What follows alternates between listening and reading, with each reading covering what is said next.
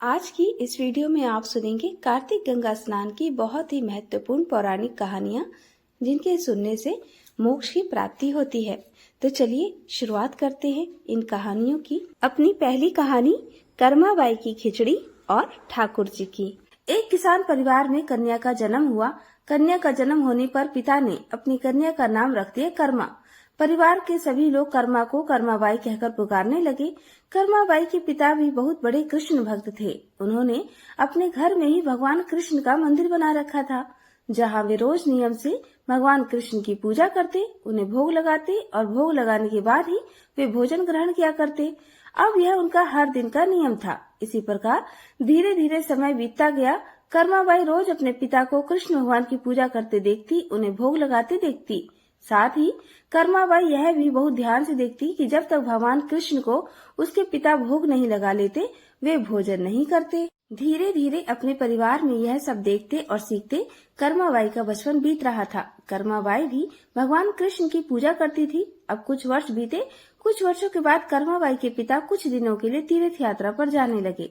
यात्रा पर जाने से पहले उन्होंने अपनी पुत्री को यानी कि कर्माबाई को भगवान कृष्ण की पूजा विधि समझाई और कहने लगे कि वह भगवान कृष्ण को भोग लगा कर ही भोजन ग्रहण करे, घर का अच्छे से ध्यान रखेगी। इस प्रकार कर्माबाई ने अपने पिता से कहा कि पिताजी आप परेशान मत होइए, मैं भगवान कृष्ण को हर दिन नियम से भोग लगाऊंगी, उनकी अच्छे से देखभाल भी करूंगी। इस प्रकार पिता अपने घर की देखरेख का जिम्मा कर्माबाई को सौंपकर कुछ दिनों के लिए तीर्थ यात्रा पर चले गए। अब अगले दिन कर्माबाई ने सुबह जल्दी उठकर घर की साफ सफाई की और स्नान करके जल्दी जल्दी उठकर कृष्ण भगवान को भोग लगाने के लिए बाजरे की खिचड़ी बनाई।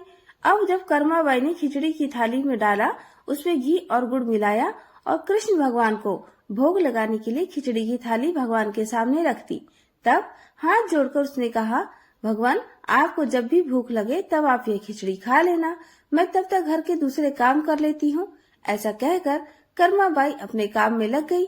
थोड़ी देर के बाद आकर उसने देखा थाली तो ऐसी की ऐसी रखी थी, भगवान ने तो भोग लगाया ही नहीं। कर्माबाई ने सोचा चलो कोई बात नहीं, शायद अभी भगवान जी को भूख नहीं लगी हो, कुछ देर बाद जब भूख लगेगी तो खुद ही खा लेंगे। ऐसा सोचकर कर्माबाई फिर से अपने काम में लग गई। अब वह बीच बीच में बार बार देखती रहती कि भगवान ने भोग लगाया या नहीं, भगवान ने भोग लगाया या नहीं। लेकिन खिचड़ी की थाली में से तो भगवान ने एक दाने का भी भोग नहीं लगाया। अब जब भोग नहीं लगाया तो खिचड़ी की थाली ऐसी पड़ी रही। इधर दोपहर का समय हो गया। अब कर्माबाई को चिंता होने लगी कि भगवान ने आज भोग क्यों नहीं लगाया, क्या खिचड़ी अच्छी नहीं बनी या उसमें घी और गुड़ की कमी रह गई। ऐसा सोचकर कर्माबाई ने रसोई घर में से थोड़ा सा घी और गुड़ निकाला, उसे खिचड़ी में मिला दिया। अब थाली लेकर भगवान के सामने वह खुद बैठ गई और भगवान कृष्ण से भोग लगाने के लिए विनती करने लगी। लेकिन भगवान जी थे कि भोग लगाने के लिए तैयार ही नहीं थे। कर्माबाई ने भी सुबह से अब तक भोजन नहीं किया था, क्योंकि वह अपने बचपन से ही देखती आई थी कि उसके पिताजी तब तक भोजन नहीं ग्रहण करते जब तक कि वह भगवान का भोग न लगा ले। तब कर्माबाई ने भगवान से कहा कि भगवान अब तो आप भोग लगा लीजिए, मैंने आपकी पूजा की और आपके भोग की जिम्मेदारी पिताजी मुझे देकर गए हैं। अगर आप पिताजी का इंतजार कर रहे हैं तब तो आपको आज के दिन भूखा ही रहना पड़ेगा, क्योंकि पिताजी तो तीर्थ यात्रा पर गए हैं, बहुत दिनों के बाद वापस आएंगे। इसलिए हे कृष्ण भगवान आप भोग लगा लीजिए, नहीं तो मुझे भी भूखा रहना पड़ेगा, क्योंकि पिताजी तो तीर्थ यात्रा पर गए हैं और कुछ दिनों के बाद ही वापस आएंगे। तब तक आपको मेरे हाथ से बना हुआ भोजन ही करना पड़ेगा। भगवान जी मुझे अच्छे से व्यंजन बनाने नहीं आते, ना ही मैं स्वादिष्ट भोजन बना पाती हूँ, ना ही मुझे विधि विधान से पूजा पाठ करना आता है। मुझे तो बस ये बाजरे की खिचड़ी और रूखी सूखी सब्जी रोटी बनानी आती है। आपको तो भगवान जी बस इसी से गुजारा करना पड़ेगा। और खिचड़ी की थाली की तरफ इशारा करते हुए कर्माबाई भगवान कृष्ण से हाथ जोड़कर कहने लगी, हे भगवान अब तो आपको मैंने इस खिचड़ी में और ज्यादा घी और गुड़ डालकर दे दिया है, अब तो भोग लगा लीजिए। इस प्रकार कर्माबाई बार बार भगवान से भोग लगाने की विनती करती लगी, लेकिन भगवान जी ने फिर भी भोग नहीं लगाया। समय बीतता जा रहा था। कर्माबाई को भगवान की चिंता थी। तब कर्माबाई ने भगवान से कहा, ठीक है भगवान, जब तक आप भोग नहीं लगाएंगे मैं कुछ नहीं खाऊंगी, अब आप भूखे रहिए और मैं भी भूखी रहूंगी। ऐसा कहकर कर्माबाई भगवान से नाराज होकर बैठ गई। दोपहर बीती, शाम होने को आई, लेकिन भगवान की तरह कर्माबाई ने भी कुछ नहीं खाया। कर्माबाई भूखी प्यासी बैठी रही। आखिरकार कर्माबाई की जिद देखकर भगवान की मूर्ति से आवाज आई, अरे कर्माबाई, तुमने तो पर्दा किया ही नहीं, मैं ऐसे कैसे भोग लगा लूं? यह बात सुनकर कर्माबाई ने तुरंत अपनी चुनरी का पर्दा कर दिया। फिर उसी की छाया में भगवान कृष्ण ने बाजरे की खिचड़ी का भोग लगा लिया और देखते ही देखते पूरी थाली खाली हो गई। यह देखकर कर्माबाई भगवान से कहने लगी, हे प्रभु, बस इतनी सी बात थी तो पहले ही बता देते, सारा दिन खुद भी भूखे रहे और मुझे भी भूखा रखा। इसके बाद भगवान को भोग लगाकर कर्माबाई ने भी भोजन ग्रहण किया। अब कर्माबाई का रोज का यह नियम बन गया। कर्माबाई रोज सुबह जल्दी उठकर सबसे पहले भगवान के लिए भोज बनाती और भोग की थाली भगवान के सामने रखकर पर्दा लगाकर बैठ जाती और थोड़ी देर बाद देखती तो थाली पूरी की पूरी खाली मिलती। यह देखकर कर्मा बहुत खुश हो जाती और खुशी खुशी करके बाकी काम निपटाने लगती। कर्माबाई का यह विश्वास था कि भगवान को सुबह जल्दी ही भूख लग जाती है, इसलिए तो वह सुबह सवेरे जल्दी उठकर बाकी काम करे बिना सबसे पहले भगवान के लिए भोजन बनाती और बड़े प्रेम से भगवान को भोजन खिलाती थी। और जब भगवान भोजन कर लेते तब निश्चिंत होकर स्नान आदि का काम करती और घर के दूसरे बाकी काम करती। अब यही कर्म कई दिनों तक चलता रहा। कुछ दिनों के बाद कर्माबाई के पिता तीर्थ यात्रा पूरी करके घर वापस लौट आए। पिता के वापस आने पर कर्माबाई ने उन्हें बताया कि पहले दिन जब उसने भगवान कृष्ण को भोग लगाया था तो कैसे भगवान ने उसे पूरे दिन नखरे दिखाए थे, सारा दिन खुद भी भूखे रहे और मुझे भी भूखा रखा। तब शाम को जाकर कहीं उन्होंने खिचड़ी खाई। अब तो भगवान कृष्ण सुबह सवेरे जल्दी भोग लगा लेते हैं और देखते ही देखते पूरी थाली भी साफ कर देते हैं। यह बात सुनकर कर्माबाई के पिता हैरान रह गए और कृष्ण भक्त पिता को अपनी पुत्री की सरल प्रेम भक्ति और भगवान श्री कृष्ण की कृपा को समझते बिल्कुल देर नहीं लगी। अब कर्मा के पिताजी सोचने लगे कि जिस भगवान को प्राप्त करने की इच्छा से वे तीर्थ यात्रा करने गए थे, वह भगवान तो साक्षात उनके घर में ही विराजमान है और उन्हीं की पुत्री के हाथों से रोज भोग भी लगाते हैं। मन में ऐसा सोचकर वे कर्माबाई को अपनी पुत्री के रूप में प्राप्त करके अपने बाप को धन्य समझने लगे। उन्होंने कर्माबाई से कहा, बेटी, आज से तुम ही भगवान की सेवा करना और रोज भगवान को अपने हाथों से ही भोग लगाना। पिताजी की बात सुनकर कर्माबाई बहुत खुश हो गई और रोज इसी प्रकार से सुबह जल्दी उठकर बहुत प्रेम भाव से भगवान कृष्ण को भोग लगाने लगी। इस प्रकार यह उसका रोज का नियम बन गया। अब कुछ वर्षों के बाद कर्मा जी के पिता की मृत्यु हो गई। अब कर्मा अपने घर में अकेली रह गई, इसलिए कर्मा का घर में बिल्कुल मन नहीं लगता था। फिर एक दिन कर्मा ने अपने घर से कुछ जरूरी कपड़े लिए और भगवान कृष्ण की मूर्ति लेकर अपने गांव को छोड़कर तीर्थ यात्रा पर निकल पड़ी। तीर्थ यात्रा पर अलग अलग तीर्थों के दर्शन करते करते कर्माबाई उड़ीसा के जगन्नाथपुरी पहुंच गई और जगन्नाथपुरी में ही कर्माबाई ने निवास करने का निश्चय कर लिया। जगन्नाथपुरी में ही कर्माबाई ने छोटी सी कुटिया बना ली और उसी में रहने लगी। अब कर्माबाई रोज सवेरे अपने नियम के अनुसार जल्दी उठकर भगवान श्री कृष्ण के लिए बड़े प्रेम से खिचड़ी बनाती और भगवान की थाली में भोग लगाती। कुछ देर में भगवान खिचड़ी खा लेते। जब थाली साफ हो जाती तब कहीं जाकर कर्माबाई अपने सारे बाकी के काम करती, तब स्नान करती और बाकी कामों में लग जाती। इस प्रकार यह कर्म निरंतर चलता रहा। कई वर्षों तक यही कर्म चलता रहा। एक दिन कर्माबाई के भगवान श्री कृष्ण को भोग लगाने के बाद एक छोटा सा बालक उनके पास आया और उनसे कहने लगा, माँ जी, मुझे बहुत भूख लगी है, कुछ खाने को मिलेगा? कर्माबाई कहने लगी, हाँ बेटा, बिल्कुल, मैंने अभी अभी तो खिचड़ी बनाई है, आजा बैठ जा, तू भी खिचड़ी खा ले। ऐसा कहकर कर्माबाई बड़े प्रेम से उस बालक के लिए एक थाली में खिचड़ी परोस कर ले आई और बड़े प्रेम से उसे खिचड़ी खिलाने लगी। अब बालक भी बड़े चाव से खिचड़ी खाने लगा। दरअसल कर्माबाई के घर में साक्षात भगवान कृष्ण बालक का रूप धारण करके पधारे थे। उधर बालक ने जल्दी जल्दी खिचड़ी खा ली और कहने लगा, माँ जी, खिचड़ी तो बहुत ही स्वादिष्ट बनी है, क्या मैं कल भी खिचड़ी खाने को आऊँ? तब कर्माबाई कहने लगी, अरे बेटा, कल क्या, मैं तो तेरे लिए रोज खिचड़ी बना कर रखूंगी, तू रोज खिचड़ी खाने आ जाया कर। बालक कहने लगा, ठीक है माँ जी, अब से मैं रोज खिचड़ी खाने आऊंगा।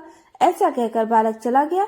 अगले दिन से वह बालक रोज सुबह सवेरे कर्माबाई के पास खिचड़ी खाने आने लगा। कर्माबाई भी रोज सुबह नियम से जल्दी उठकर भगवान कृष्ण के लिए खिचड़ी बनाती और भगवान के सामने थाली रख देती। फिर भगवान कृष्ण खिचड़ी का भोग लगाते। थोड़ी ही देर बाद वो बालक भी आ जाता। उसे भी बड़े प्रेम से खिचड़ी खिलाती और उसके बाद अपने स्नान दान ध्यान आदि कामों में कर्माबाई लग जाती। एक दिन की बात है, कर्माबाई की कुटिया के पास एक साधु आया। बातों ही बातों में उसे पता चला कि कर्माबाई बिना स्नान ध्यान किए और बिना चूल्हा चौका किए भगवान कृष्ण के लिए खिचड़ी बनाती है और भोग लगाती है। तब उसने कर्माबाई के पास जाकर कहा कि स्नान किए बिना भगवान की पूजा करने और भोग लगाने से बड़ा भारी पाप लगता है। इसलिए उसने कर्माबाई को स्नान करके पूरी विधि विधान से पूजा करके भोग लगाने को कहा। साधु की बात सुनकर भोली भाली कर्माबाई अगले दिन सुबह जल्दी उठकर स्नान करके खिचड़ी बनाने लगी। फिर पूरे विधि विधान से पूजा करके भोग लगाने लगी। लेकिन यह सब करने में कर्माबाई को बहुत देर लग जाती। अब वो बालक तो रोज सुबह अपने समय से आ जाता और कर्मा से कहता, माँ जी मुझे भूख लगी है, जल्दी से खिचड़ी तो दे दो, माँ जल्दी करो और जल्दी। तब कर्माबाई से कहने लगती, थोड़ी देर रुक जाओ बेटा, अभी देती हूँ, बस थोड़ी देर और। जब कर्मा भगवान श्री कृष्ण को भोग लगाकर बालक को खिचड़ी खाने को देती तो बालक उसे बहुत जल्दी से खाकर हाथ मुंह साफ किए बिना ही जल्दी से खाकर उठकर भाग जाता। अब कुछ दिनों तक यही क्रम चलता रहा और इन्हीं दिनों में भगवान श्री जगन्नाथ के मंदिर में सुबह के समय मूर्ति के मुख पर खिचड़ी लगी हुई मिलती। यह देखकर मंदिर में सेवा करने वाले पुजारी, जो स्वयं बहुत बड़े कृष्ण भक्त थे, वे सोचते, आजकल यह भगवान के मुख पर खिचड़ी कैसे लग जाती है, हम तो कभी खिचड़ी का भोग ही नहीं लगाते, फिर यह खिचड़ी आती कहाँ से है। फिर कुछ दिनों बाद लगातार भगवान के मुख पर लगी खिचड़ी को देखने के बाद पुजारी जी इसे भगवान की लीला मानते हैं और समझ जाते हैं कि भगवान रोज कहीं से खिचड़ी खाकर आते हैं। भगवान की लीला को समझकर वह मन ही मन भगवान से पूछते हैं कि हे प्रभु, कहाँ से खिचड़ी खाकर आते हो, जरा हमें भी तो बताओ।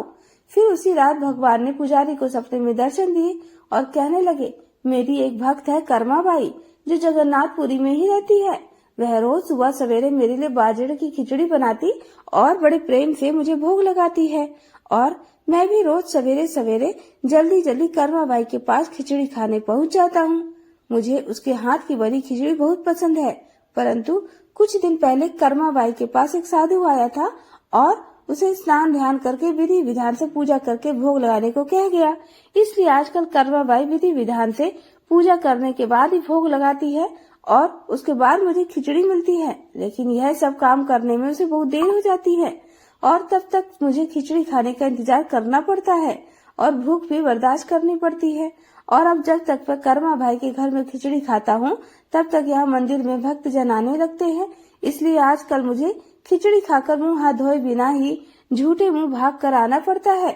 स्वप्न में दर्शन पाकर पुजारी ने अगले दिन उस साधु की खोज कराई और साधु को बुलाकर उसे सारी बात बता दी। पुजारी से यह सब बातें जानकर वह साधु घबराने लगा। घबराता हुआ कर्माबाई के पास जा पहुंचा और कहने लगा, आप पहले की तरह ही सुबह सवेरे जल्दी उठकर भगवान को खिचड़ी का भोग लगाया करो। आपके लिए कोई भी नियम या विधान की जरूरत नहीं है। साधु की बातें मानकर कर्माबाई अब पहले की तरह बिना स्नान ध्यान के भगवान के लिए भोजन बनाती और फिर उन्हें भोजन कराती। तब तक वह नन्हा बालक भी उनके पास खिचड़ी खाने पहुंच जाया करता। इस तरह से यह क्रम लगातार चलता रहा और एक दिन कर्माबाई संसार को छोड़कर प्रभु के धाम में चली गई। कहते हैं, जब कर्माबाई की मृत्यु हुई तब जगन्नाथपुरी के मंदिर में भगवान के श्री विग्रह के नैनों से अश्रु निकल रहे थे। यह देखकर मंदिर के सभी पुजारी और जगन्नाथपुरी के राजा भी मंदिर में उपस्थित हो गए और प्रभु से विनती करने लगे, हे प्रभु, क्या हमसे कोई भूल या अपराध हो गई है जिसके कारण जगत के पालनहार की आंखों से आंसू निकल रहे हैं। फिर उसी रात पुजारी जी और जगन्नाथपुरी के राजा के स्वप्न में भगवान ने दर्शन देकर कहा, आज माँ कर्माबाई इस लोक से विदा हो गई है और मुझे में ही विलीन हो गई, परंतु अब रोज सुबह सवेरे मुझे बाजरे की खिचड़ी कौन खिलाएगा। फिर अगले दिन जगन्नाथपुरी के राजा ने मंदिर के सभी पुजारियों और संतों से राय ली और यह आदेश जारी कर दिया कि आज से भगवान को सुबह सवेरे सबसे पहले माँ कर्माबाई के नाम से खिचड़ी का भोग लगाया जाएगा, जिससे भगवान को कभी भी माँ कर्माबाई की कमी महसूस न हो। कहा जाता है, आज भी भगवान जी श्री जगन्नाथ जी के मंदिर में श्री जगन्नाथ जी के विग्रह को 56 भोग से पहले बाल रूपे खिचड़ी का भोग लगाया जाता है और इसे बाल भोग कहा जाता है। सभी प्रेम से बोलिए कर्माबाई की जय। अब सुनिए सीता नितनेम की कथा। इस कहानी को सीता माता कहती थी और प्रभु श्री राम सुना करते थे। एक दिन श्री राम भगवान को किसी काम के लिए बाहर जाना पड़ा तो सीता माता कहने लगी, भगवान मेरा तो 12 वर्ष का नित्य नेम है, अब आप बाहर जाएंगे तो मैं अपनी कहानी किसे सुनाऊंगी। तब श्री राम ने कहा कि सीते आप कुएं की पाल पर बैठ जाना और वहाँ जो भी औरतें पानी भरने आएंगी उन्हें अपनी कहानी सुना दिया करना। सीता माता कुएं की पाल पर जाकर बैठ गई।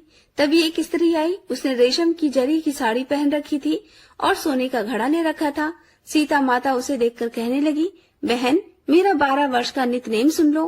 फिर वह स्त्री बोली कि मैं तुम्हारा नित्यनेम सुनूंगी तो मुझे तो घर जाने में देर हो जाएगी और मेरी सास मुझसे झगड़ा करेगी, इसलिए उसने कहानी नहीं सुनी और अपने घर चली गई। लेकिन उसके घर जाते ही उसकी रेशम जरी की साड़ी फट गई, सोने का घड़ा मिट्टी के घड़े में बदल गया। सासू ने देखा तो पूछा, अरे बहू ये किसका दोष अपने सिर लेकर आ गई है। बहू बोली, माँ जी कुएं पर एक औरत बैठी थी, उसने अपनी कहानी सुनने के लिए कहा लेकिन मैंने नहीं सुनी, शायद उसी का यह फल मुझे मिला है। बहू की बात सुनकर अगले दिन वही साड़ी और वही घड़ा लेकर सास कुएं की पाल पर गई। सास को वहीं पर सीता माता बैठी मिली तो माता सीता ने कहा, बहन मेरी कहानी सुन लीजिए।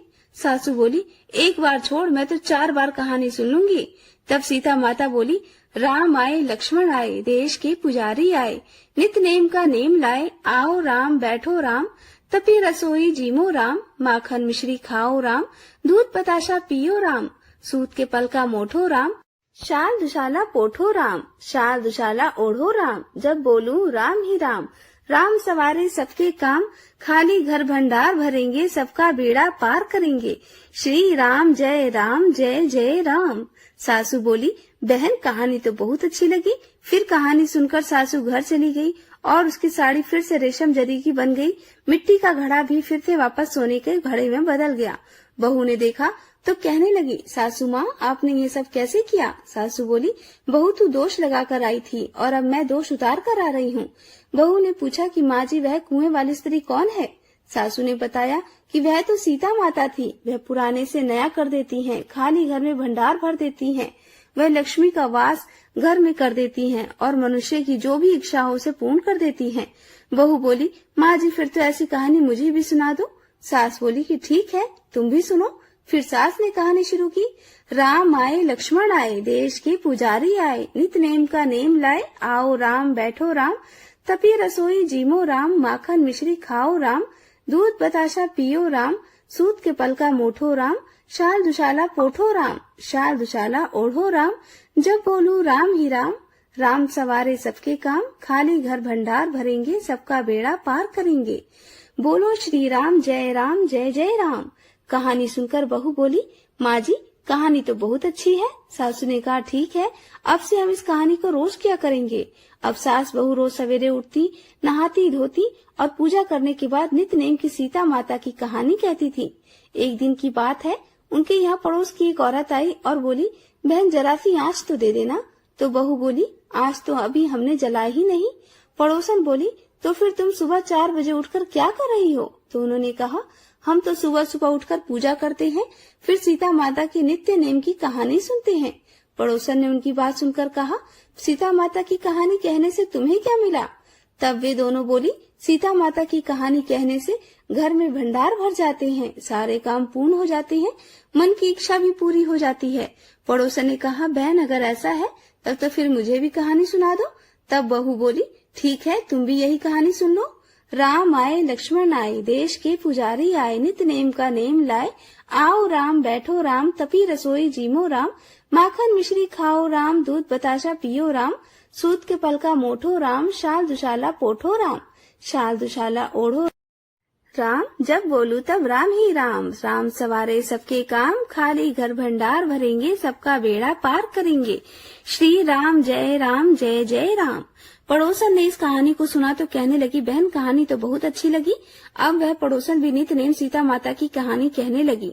कहानी कहने से सीता माता ने पड़ोसन के भी धन के भंडार भर दिए। देखते ही देखते अब तो पूरे मोहल्ले में नित्य नेम की कथा चल पड़ी और हर किसी की मनोकामना पूर्ण होने लगी। हे सीता माता, जैसे आपने उन सभी के भंडार भरे वैसे ही हमारे भी भरना। कहानी कहने वाले, सुनने वाले और हुंकार भरने वाले सबकी भरना। सभी प्रेम से बोलिए, सीता मैया की जय। अब सुनिए तापसी और लपसी की कहानी। क्योंकि बिना लपसी तपसी की कहानी के सुनी गई कथाओं का कोई भी पुण्य प्राप्त नहीं होता। इसलिए कार्तिक मास के हर दिन नियम से अंत में लपसी तपसी की कहानी भी सुनी जाती है। एक बार की बात है, एक लपसी था और एक तपसी था। तपसी तो भगवान की तपस्या करता था और लपसी सवा शेर की लापसी बनाकर उसका भोग लगाकर जीव लेता था। एक दिन वे दोनों आपस में झगड़ा करने लगे। तपसी बोला, मैं बड़ा हूँ। लपसी बोला, मैं बड़ा हूँ। इतने में देवर्षि नारद वहाँ आए और बोले, तुम दोनों क्यों झगड़ा कर रहे हो? लपसी ने बताया कि हे देवर्षि, मैं बड़ा हूँ। और तपसी ने कहा, मैं बड़ा हूँ। तपसी बोला, मैं सारा दिन भगवान की पूजा करता हूँ, इसलिए मैं बड़ा हूँ। यह सुनकर नारद जी ने कहा कि मैं तुम्हारा फैसला कल कर दूंगा। कार्तिक मास चल रहा था। दूसरे दिन लपसी और तपसी नहा कर आए तो नारद जी ने 1.25 करोड़ की अंगूठी उनके सामने फेंक दी। लपसी का ध्यान उस अंगूठी पर नहीं गया। तपसी तपस्या करने बैठा था तो उसे जमीन पर पड़ी हुई अंगूठी दिखाई पड़ी और उसने उसे अपने घुटने के नीचे छुपा लिया और तपस्या करने लगा। उधर लपसी लापसी बनाकर उसका भोग भगवान को लगाकर जीवने बैठ गया। इतने में ही देवर्षि नारद वहाँ प्रकट हुए। उन्हें देखकर दोनों ने प्रणाम किया और फिर दोनों एक साथ पूछा, बताइए देवर्षि, हम दोनों में से कौन बड़ा है? फिर तपसी ने एक बार फिर कहा कि मैं बड़ा हूँ। लपसी हाथ जोड़कर खड़ा रहा। तब देवर्षि ने कहा कि मैं अभी इस बात का निर्णय कर देता हूँ। देवर्षि ने तपसी को इशारा किया और कहा कि तुम जरा अपना घुटना तो उठाओ। तब तपसी के घुटने के नीचे 1.25 करोड़ की अंगूठी निकली, जिसे देखकर नारद जी बोले, यह अंगूठी तूने चुराई है, तुझे तेरी तपस्या का फल नहीं मिलेगा। तब तपसी बोला, हे नारद जी, मेरी तपस्या का दोष कैसे दूर होगा? नारद जी ने कहा, रोटी बनाकर बाटिया नहीं बनाया तो तुझे फल मिलेगा। ब्राह्मण जमाकर दक्षिणा नहीं दी तो तुझे फल मिलेगा। साड़ी देकर ब्लाउज नहीं दिया तो तुझे फल मिलेगा। और जो दिए से दिया जलाए उसका फल तुझे मिलेगा। सब व्रत त्योहारों की कहानी सुनने के बाद जो तेरी कहानी ना सुने उसका फल तुझे मिलेगा। तब से लपसी की तपसी कहानी सुनी और सुनाई जाती है। कहानी सुनने के बाद कहा जाता है, लपसी का फल लपसी ना होयो, तपसी का फल तपसी ना होयो। माँ की कहानी कथा का फल माने को हो। यह थी लपसी और तपसी की कहानी। सभी प्रेम से बोलिए, कार्तिक के ठकुराई दामोदर जी की जय। शालिग्राम भगवान जी की ये कहानी। किसी गांव में एक बुढ़िया माँ थी। उन्होंने शालिग्राम जी की सेवा का संकल्प लिया हुआ था और वह प्रतिदिन नियम से शालिग्राम भगवान की सेवा किया करती थी। कार्तिक मास में एक बार वह स्नान करने का विचार कर अपनी पड़ोसन से कहने लगी, बहन, मैं गंगा जी स्नान करने जा रही हूँ, तुम मेरे शालिग्राम जी को रख लो और जब तक मैं नहीं आऊँ तब तक उनकी सेवा कर देना। पड़ोसन ने जब यह सुना तो उसे बड़ी प्रसन्नता हुई कि उसे भगवान शालिग्राम जी की सेवा पूजा का शुभ अवसर मिल रहा है, इसलिए उसने हाथ तो भर दी। लेकिन थोड़ी देर के बाद वह चिंता में डूब गई और फिर कहने लगी, बहन, मैं शालिग्राम भगवान जी को रख तो लूंगी, लेकिन मुझे तो उनकी सेवा पूजा करना आता ही नहीं, तो भला मैं कैसे करूंगी? तब पड़ोसन की बात सुनकर बुढ़िया माँ उसे समझाते हुए कहने लगी, इनको सुबह सवेरे उठा देना, नदी से लोटा भरकर पानी लाना, आते समय बगीचे से फूल और तुलसी भी लेते आना, भगवान को जल और कच्चे दूध से स्नान कराना, चंदन लगाकर पुष्प और तुलसी चढ़ाना, दूध का भोग लगाना और दोपहर को रसोई में जो भी बने उसका भोग लगा देना, शाम को दिया जलाना और रात को सोते समय शालिग्राम जी को भी सुला देना। बस ऐसे ही पूजा करनी है। इतना कहकर वह बुढ़िया माँ पड़ोसन को शालिग्राम जी देकर गंगा स्नान करने को चली गई। इधर अपने घर में शालिग्राम जी को पाकर पड़ोसन बहुत उत्साह में थी। पड़ोसन ने सब कुछ बुढ़िया माँ के कहने के अनुसार किया। सवेरे उठते ही शालिग्राम भगवान जी को भी आवाज लगा दी कि भगवान उठ जाइए, सुबह हो गई। उसके बाद वह बड़ी खुशी खुशी नदी से लोटा भरकर जल ले आई। आते समय बगीचे से फूल और तुलसी भी लेती आई। भगवान को जल और कच्चे दूध से स्नान कराया, चंदन लगाकर फूल और तुलसी चढ़ाई। उसके बाद उसने दूध का भोग लगा दिया। फिर वह दोपहर का भोजन बनाने में लग गई। भोजन बनाकर उसने भगवान को भोग भी लगवा दिया। भोग लगाते समय उसने देखा कि उसके द्वारा अर्पित किया गया दूध तो कटोरे में वैसा ही पड़ा है। उसने सोचा कि भोग लगाने का समय हो गया है तो भोग लगा देती हूँ, हो सकता है भगवान भोग के साथ ही दूध पीते हो। थोड़ी देर के बाद उसने फिर से जाकर देखा तो दूध और उसके द्वारा अर्पित किया गया भोग वैसे ही पड़ा हुआ था जैसा वह रख कर गई थी।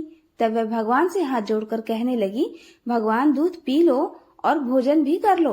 अगर आप भोजन करेंगे और दूध पिएंगे तभी मैं भोजन कर पाऊंगी। इतना कहकर वह फिर से घर के कामकाज में लग गई। थोड़ी देर के बाद वापस आकर देखा कि भगवान ने तो दूध भी नहीं पिया, ना ही भोजन किया है। यह देखकर अब तो पड़ोसन चिंता करने लगी। फिर वह हाथ जोड़कर भगवान से कहने लगी, हे भगवान, आपकी मालकिन आएगी तो कहेगी कि तूने मेरे भगवान को दुबला कर दिया, और अभी तो भगवान पूरा पूरा 1 महीना बाकी है, और आज तो केवल पहला ही दिन हुआ है। आपने कुछ भी नहीं खाया पिया। अगर आप भोजन कर लो तभी तो मैं भी भोजन कर पाऊंगी। लेकिन भगवान ने ना तो दूध पिया और ना ही भोजन किया। करते भी कैसे? उधर वह पड़ोसन भी भूखी ही बैठी रही। बीच बीच में आकर वह देखती जाती कि भगवान ने भोजन किया कि नहीं किया, और जब देखती कि सब कुछ वैसा ही रखा हुआ है तो वह भगवान से जीवने के लिए प्रार्थना करने लगी। धीरे धीरे इसी तरह शाम हो गई। भगवान शालिग्राम जी ने सोचा कि अब तो इसे दर्शन देने ही पड़ेंगे, नहीं तो यह बेचारी तो सारा दिन और सारी रात भूखी ही बैठी रहेगी। ऐसा सोचकर भगवान छोटा सा मोर मुकुट पीताम्बर धारी रूप धारण कर पाटे पर जाकर बैठ गए। दूध पी लिया और भोजन भी कर लिया। अब तो रोज ऐसे ही होने लगा। एक दिन भगवान ने पड़ोसन से कहा कि मैं गाय चरा लाऊं, तो पड़ोसन कहने लगी, अरे थोड़े ही दिन तो रहोगे, क्यों जाते हो? पर भगवान नहीं माने। हाथ में सोने की लाठी, कंधे पर हीरे मोती का जड़ा पीताम्बर डालकर चले गए गाय चराने। दिन भर गाय चराई और शाम को गोधूली बेला में गाय लेकर वापस भी आ गए। अब तो रोज ही रोज पड़ोसन के घर में ऐसा होने लगा। भगवान रोज दूध पीने लगे और भोजन करने के बाद गाय चराने चले जाते और शाम को गोधूली बेला में वापस भी आ जाते। इसी तरह धीरे धीरे कार्तिक मास बीत गया। बुढ़िया माँ गंगा स्नान करके वापस घर आई। स्नान ध्यान से निपट कर सोचने लगी कि अपने शालिग्राम जी को तो ले आऊं। आकर वह पड़ोसन के घर गई। पड़ोसन से कहने लगी, बहन जरा मेरा शालिग्राम जी तो दे दो। तो पड़ोसन कहने लगी, माँ जी शालिग्राम जी तो शाम को आएंगे, तब ले आना। अब तो बुढ़िया माँ शालिग्राम जी के लिए जिद करने लगी। बुढ़िया माँ ने सोचा शायद पड़ोसन के मन में उन्हें देने की इच्छा नहीं है। इसी बीच में उनके बीच में बहस होने लगी। उनकी बहस को सुनकर आसपास के बहुत सारे लोग इकट्ठे हो गए। लोगों को देखकर वह पड़ोसन कहने लगी, भाई लोगों, जरा इन बुढ़िया माँ को समझाओ। जैसे इन्होंने 1 महीना निकाला है वैसे ही शाम तक थोड़ा और सब्र कर ले। लेकिन बुढ़िया माँ तो धरना देकर बैठ गई और कहने लगी, मैं तो बस अपने शालिग्राम जी को लेकर ही घर जाऊंगी, वरना यहीं बैठी रहूंगी। बुढ़िया माँ को लगा कि शायद उसकी पड़ोसन झूठ बोल रही है। बुढ़िया माँ उसे डपट कर कहने लगी, बता तूने कहाँ छुपा कर रखा है मेरे शालिग्राम जी को? लेकिन पड़ोसन हाथ जोड़कर बार बार कहती रही और बुढ़िया माँ को समझाती रही, जी जब शाम को शालिग्राम आ जाए तब आप ले जाना। लेकिन बुढ़िया माँ को कोई बात ही समझ में नहीं आई। और इधर जब शाम हुई तो भगवान जी गाय चरा कर वापस आए और गाय को उसकी जगह पर छोड़कर भगवान उस पड़ोसन के घर के मंदिर में खुद ही विराजित हो गए। यह देखकर पड़ोसन बुढ़िया माँ से बोली, माँ जी आ गए आपके शालिग्राम जी, लो अब ले जाओ अपने भगवान जी। पड़ोसन ने तो कह दिया, लेकिन बुढ़िया माँ को भगवान जी दिखाई ही नहीं दिए। उसे कुछ भी समझ में नहीं आया। तब बुढ़िया माँ बोली, तू इतनी देर से मना क्यों कर रही थी? जरूर तूने ही कहीं छुपा कर रखा था मेरे भगवान को। और बुढ़िया माँ भगवान जी को इधर उधर ढूंढने लगी, लेकिन पड़ोसन को तो सामने ही भगवान जी दिखाई दे रहे थे। बुढ़िया माँ की बात सुनते ही पड़ोसन को सब समझ में आ गया। खुशी के मारे उसकी आंखों से आंसू बह निकले। उसने भगवान के सामने हाथ जोड़ लिए और फिर वह भगवान जी से बोली, भगवान मुझे तो आपने दर्शन दे दिए, अब इन बुढ़िया माँ को भी अपना रूप दिखा दो, नहीं तो यह मुझ पर शक ही करती रहेंगी। अब तो भगवान को पड़ोसन की बात माननी ही पड़ी और पड़ोसन की बात मानकर भगवान ने मोर मुकुट पीताम्बर धरा हाथ में सोने की लाठी ली और फिर बुढ़िया माँ को भी दर्शन दे ही दिए। बुढ़िया माँ यह सब देखकर हैरान रह गई। उसका बूढ़ा शरीर कांपने लगा और उनकी आंखों से आंसू भी झरझर बहने लगे। अब तो बुढ़िया माँ ने भगवान के और पड़ोसन के दोनों के पैर छू लिए और कहा, मैं तो इतने दिनों से शालिग्राम जी की सेवा कर रही थी, पर मुझे तो कभी भगवान ने दर्शन ही नहीं दिए, क्योंकि मैंने भगवान को केवल मूर्ति बनाकर उनकी सेवा की थी और असल में तूने ही भगवान को शुद्ध मन से सच्ची सेवा की, इसलिए तो भगवान ने तुझे दर्शन दिए हैं। हे भगवान, जैसे आपने उन्हें दर्शन दिए वैसे सबको देना। कथा अधूरी हो तो पूरी करना, पूरी हो तो मान करना। इस कथा को कहने, सुनने और हुंकारा भरने वाले सभी की मनोकामनाएं पूर्ण करना। प्रेम से बोलिए शालिग्राम भगवान की जय। अब आपको सुनाते हैं भोलेनाथ और भगवान श्री राम जी की एक बहुत ही सुंदर कहानी। एक समय की बात है जब श्री राम जी वनवास समाप्त होने के बाद राज सिंहासन पर बैठे हुए थे। उस समय माता पार्वती और भोलेनाथ जी विचरण कर रहे थे। भोलेनाथ ने देखा कि श्री राम जी के दादाजी का श्राद्ध का भंडारा हो रहा है। तब भगवान भोलेनाथ जी ने सोचा कि चलो मैं भी श्री राम के घर चलता हूँ, इसी बहाने राम जी के दर्शन भी कर लूंगा। तो भोलेनाथ ने माता पार्वती से कहा, देवी तुम कैलाश धाम को जाओ और हमारे लिए स्वादिष्ट भोजन बनाओ, मैं बस थोड़ी देर में आता हूँ। माता पार्वती ने भोलेनाथ की बात मान ली और वे कैलाश धाम को चली गई। इधर भोलेनाथ जी पहुँच गए भगवान श्री राम जी के घर और ब्राह्मणों के साथ पंगत में बैठ गई और भंडारा ग्रहण करने लगे। आसन पर विराजमान सभी ब्राह्मणों को माता सीता ने पेट भर कर भोजन कराया। उसके बाद सभी ब्राह्मण भोजन करके उठकर चले गए, लेकिन भोलेनाथ बैठे रहे। भोलेनाथ भी एक ब्राह्मण के रूप में भंडारे में गए हुए थे। तब माता जानकी ने लक्ष्मण जी की धर्मपत्नी उर्मिला से पूछा कि सभी ब्राह्मण चले गए। उर्मिला ने कहा, सभी ब्राह्मण तो उठकर चले गए हैं, लेकिन केवल एक ही बैठे हुए हैं। तब माता जानकी जी बोली, अच्छा कोई बात नहीं, थोड़े ज्यादा भूखे होंगे, इसलिए इन्हें अच्छे से भोजन करा दो। तब माता जानकी उर्मिला सहित अपनी सखियों के साथ भोलेनाथ को भरपेट भोजन कराने लगी। भोलेनाथ भोजन करते ही गए, खाते ही गए, लेकिन उनका पेट नहीं भरा, उनकी भूख शांत ही नहीं हुई और वे भोजन करते ही चले गए।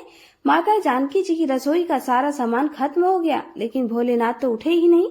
तब माता सीता जल का लोटा लेकर भोलेनाथ के पास गई और बोली, बाबा यह जल ग्रहण करो। तब भोलेनाथ बोले कि देवी जब आधा भोजन कर लूंगा तभी पानी पीऊंगा।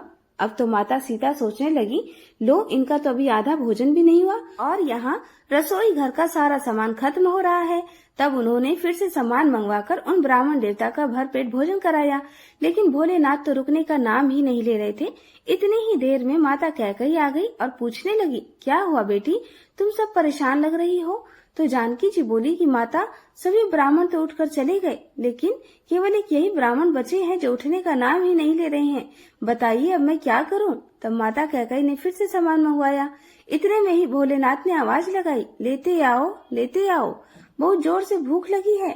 तब माता जानकी जी बोली, बाबा अभी तो आटा साना है, थोड़ी पूरी पका लूं फिर लेकर आती हूँ। तब भोलेनाथ जी बोले, अरे बेटा आटा ही ले आओ, मैं आटा ही खा लूंगा। अब तो भोलेनाथ ने आटा, दाल, चावल सब कुछ बिना बने ही रसोई घर में ले जाने से पहले ही समाप्त कर दिया। माता सीता हार कर दौड़ी दौड़ी श्री राम जी के पास गई। उन्हें परेशान देखकर श्री राम बोले, क्या हुआ जानकी, इतना परेशान क्यों हो।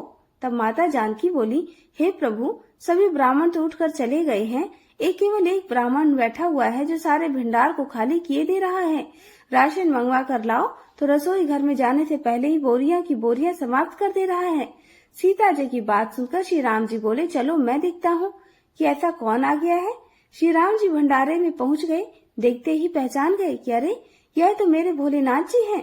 तब श्री राम ने भोलेनाथ को मन ही मन प्रणाम किया और कहने लगे कि जानकी जी इन्हें तो कोई खिला ही नहीं सकता, इनको तो केवल अन्नपूर्णा माँ ही खिला सकती है। तब राम जी ने मन ही मन माता पार्वती जी को बुलाया और तब माता पार्वती जी प्रकट होकर बोली, क्या हुआ श्री राम जी, आपने मुझे क्यों याद किया। तब भगवान श्री राम जी बोले, बाबा यह तो उठने का नाम ही नहीं ले रहे, जरा देखिए तो। तब माता पार्वती जी बोली कि इन्होंने तो कहा था कि पार्वती तुम कैलाश पर खाना बनाओ तो दोनों साथ में मिलकर खाएंगे, लेकिन मेरे स्वामी तो स्वयं यहाँ पर आकर अकेले अकेले खा रहे हैं। तब माता पार्वती जी बोली कि चलो मैं देखती हूँ। तब माता ने एक लड्डू भोलेनाथ जी की थाली में रख दिया और भोलेनाथ उस लड्डू को खाने लगे। अब तो भोलेनाथ खाते चले गए, लेकिन लड्डू खत्म ही नहीं हो रहा था। भोलेनाथ सोचने लगे कि भला यह लड्डू खत्म क्यों नहीं हो रहा, यह तो जाना पहचाना लड्डू लग रहा है। भोलेनाथ जी ने सोचा कि यह कौन सा लड्डू माता सीता उन्हें खिला रही हैं। तब उन्होंने नजर उठाकर माता सीता को देखना चाहा। तब सामने माथे पर लाल बिंदी लगाए स्वयं अन्नपूर्णा माता पार्वती जी खड़ी थी। माता बोली, और कितने लड्डू रख दूं। माता पार्वती को देखते ही भोलेनाथ बोले, बस हो गया, मेरा पेट भर गया है। भोलेनाथ जी अब उठ गए। अब उनका पेट वास्तव में भर चुका था। भोलेनाथ जी ने भोजन करके उठ गए।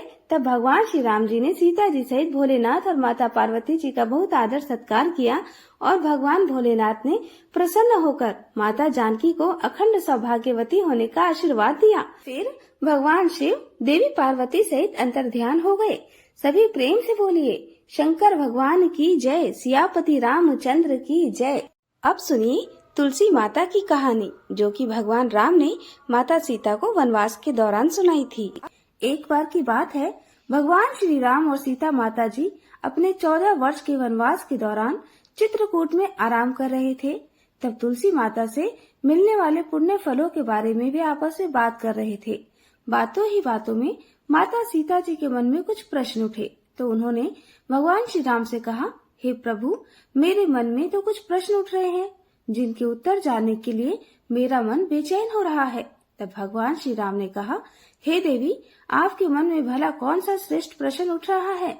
आप जल्दी बताइए। मैं आपके सभी प्रश्नों के उत्तर और उनका रहस्य भी जरूर बताऊंगा। तब माता सीता जी ने कहा, हे प्रभु, तुलसी को जल कैसे देना चाहिए और तुलसी को जल देने की सर्वोत्तम विधि कौन सी है? तुलसी को जल देने का मंत्र कौन सा है? तब भगवान श्री राम देवी सीता से कहने लगे, हे देवी, तुलसी जी में जल चढ़ाते समय यह 3 शब्द जरूर कहें, जिससे गरीबी दूर हो जाएगी।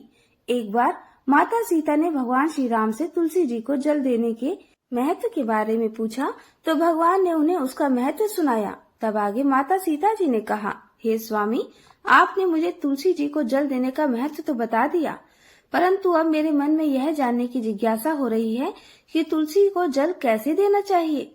जल की सर्वोत्तम विधि कौन सी है? जल देने का मंत्र कौन सा है? कृपया आप मुझे इन सभी प्रश्नों का उत्तर दीजिए। तब भगवान श्री राम ने माता सीता जी से कहा, हे प्रिय, जिस प्रकार से मैंने तुम्हें तुलसी का महात्म्य सुनाया है, उसी प्रकार से तुलसी को जल देते समय बोले जाने वाले मंत्र का भी बड़ा महत्व है। यह मंत्र केवल 3 शब्दों का है, परंतु इसका प्रभाव बहुत ही चमत्कारी है। जो भी मनुष्य नित्य तुलसी को जल देते समय अपने मुख से केवल यह 3 शब्द बोल देता है, तो साक्षात माँ लक्ष्मी उसके घर में प्रवेश करती है और उसकी दरिद्रता दूर करती है। उसे धन धान्य की प्राप्ति होती है। देवी, उस मंत्र को बताने से पहले मैं आपको तुलसी के इस मंत्र का महत्व भी बताता हूँ। इस महात्म्य को सुन लेने मात्र से ही मनुष्य के समस्त पाप नष्ट हो जाते हैं और उसे कई वर्षों तक तुलसी को जल देने का पुण्य भी प्राप्त होता है। इसलिए हे देवी, आप भी इस कथा को ध्यान पूर्वक जरूर सुनिए। तब माता सीता जी ने कहा, हे प्रभु, मैं तो इस कथा को पूरा अवश्य सुनूंगी। कृपया अब आप मुझे तुलसी के मंत्र का महात्म्य सुनाइए। तब भगवान श्री राम कहने लगे, हे देवी, एक समय दक्षिण दिशा में एक अत्यंत शोभायमान नगरी थी। उस नगरी में सुरेश नाम का एक खोटी बुद्धि का ब्राह्मण रहता था और वह पापियों का तो शिरोमणि ही था, सरदार ही था। और उसका जन्म एक ऐसे ब्राह्मण परिवार में हुआ था जो पाप कर्म करने वाले और शास्त्र ज्ञान से शून्य थे। वह जन्म से तो ब्राह्मण था, लेकिन कर्म से वह अत्यंत दुराचारी था। वह ना तो पूजा पाठ करता, ना अतिथियों का सत्कार करता और यहाँ तक कि अपने द्वार पर आए हुए अतिथियों को बिना कुछ दान दिए ही निर्दयता पूर्वक भगा दिया करता था। वह सदैव ही पराई स्त्री में आसक्त रहता और उसे मदिरापान करने की भी बुरी लत थी। साथ ही वह मांस भी खाता था। वह दिन में खेतों में काम करके पत्ते बेचकर जीविका चलाता, रात में व्यभिचार करता था। इस प्रकार से उस ब्राह्मण ने अनेक वर्षों तक जीवन बिताया। फिर एक दिन वह दुर्बुद्धि बेचने के लिए पत्ते इकट्ठे करने के लिए एक ऋषि के आश्रम के आसपास घूमने लगा और वहां लगे हुए पेड़ों से पत्ते तोड़ने लगा। तो वहीं पर एक काल रूपधारी काले भयानक सर्प ने उस ब्राह्मण को काट लिया और उसी समय उसकी मृत्यु हो गई। तब उसके बाद 2 यमदूत उसे लेने के लिए उस स्थान पर प्रकट हो गए और उसे उठाकर यमलोक ले जाने लगे। मार्ग में वह यमदूतों के सामने बहुत करुण विलाप करने लगा और बोला, हे दूतों, मुझे कहाँ लेकर जा रहे हो? मुझे छोड़ दो। लेकिन यमदूत उसे यह कहकर घसीटते हुए ले जा रहे थे, अरे दुष्ट ब्राह्मण, तुझे तेरे पाप कर्मों के कारण सांप ने डस लिया है। अब तो यमराज जी तुझे अवश्य घोर नरक में डाल देंगे।